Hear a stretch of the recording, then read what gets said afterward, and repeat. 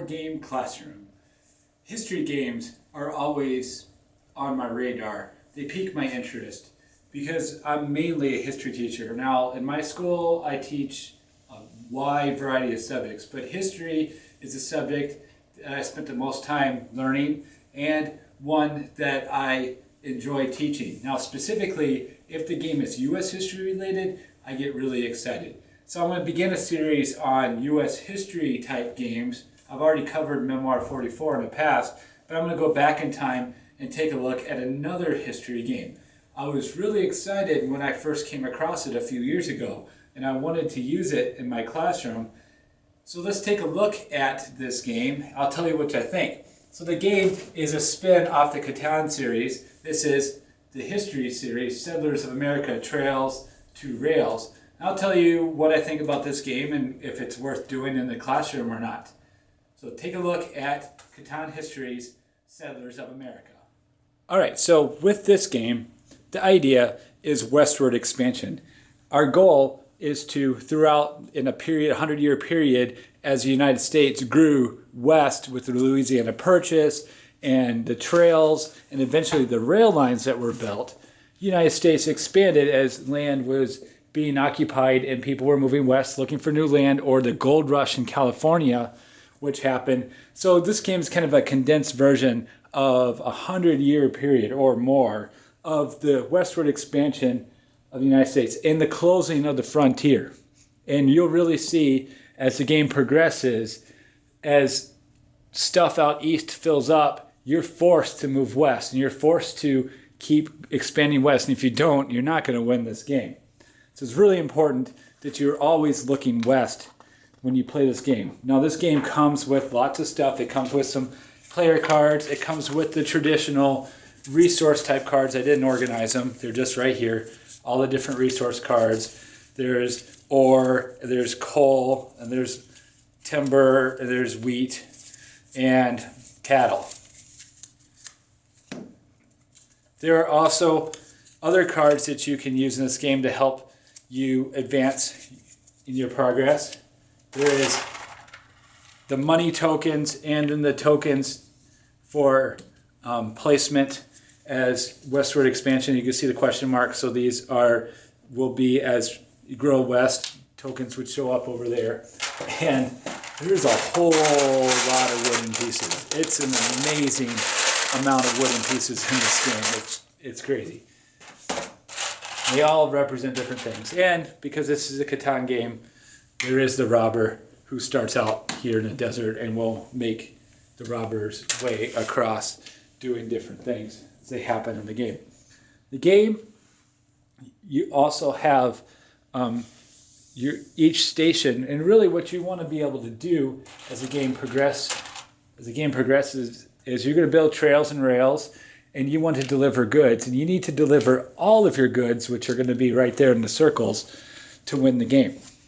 You're going to develop different strategies to lay those goods down.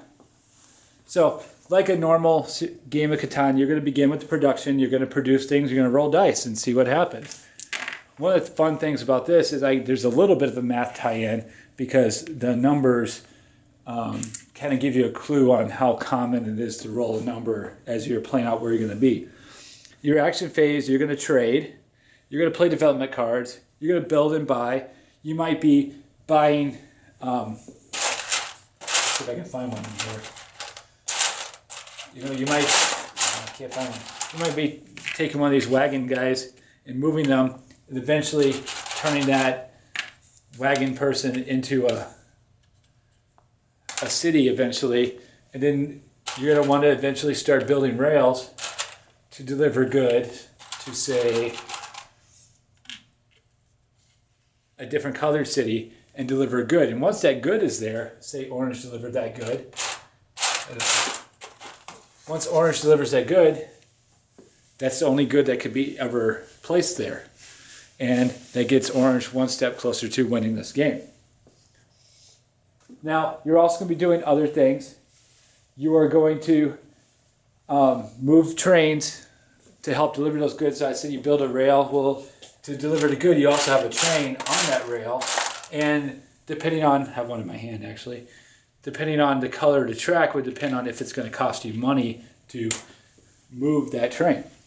So there's a lot of resource management that goes into here. There's a lot of planning, but there's also, you got to always be thinking that you need to move west. You always want to go west to win. You're going to need money along the way, so you'll be doing various things that help you to acquire money, because there will be times you need to spend money to travel on somebody else's rails.